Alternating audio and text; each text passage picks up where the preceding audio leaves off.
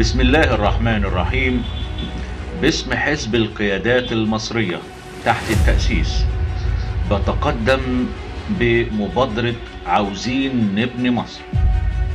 مبادرة عاوزين نبني مصر، والتي يطلقها حزب القيادات المصرية. أفكار وأهداف المبادرة: استغلال طاقة المجتمع المدني وخاصة الشباب للتدريب على فن القيادة، تدريب الشباب والأخذ بالأولويات وتنظيم الوقت، بناء جيل جديد يدرك أهمية الدراسات البحثية ويعتمد عليها كأسلوب حياة، تبني الموهوبين والمبتدعين وأصحاب القدرات الخاصة من ذوي الهمم،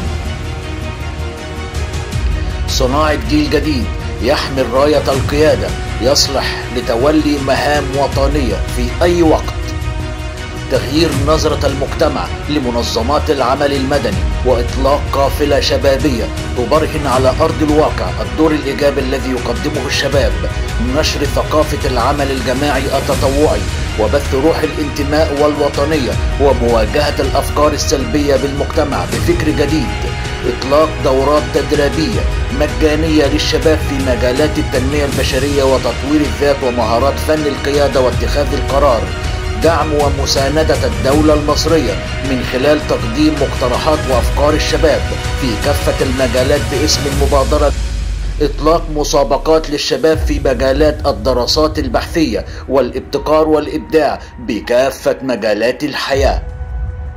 إطلاق مسابقات للشباب لصاحب أفضل مقترح لحل مشكلة قومية وسوف تقدم باسمه إلى رئاسة الجمهورية، حث الشباب على فهم القوانين والتشريعات الخاصة بالمعايشة وحقوق الإنسان وحرية الرأي والتعبير، ورش عمل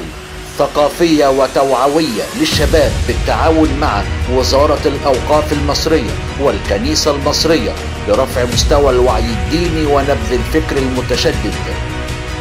أنا المستشار محمد صالح، رئيس حزب القيادات المصرية تحت التأسيس، بمد إيدي لكل المصريين الشرفاء، كل من يريد أن يقف معنا لبناء وطن. مكانك معانا، حزب القيادات المصرية تحت التأسيس، حزب كل المصريين، فكر جديد.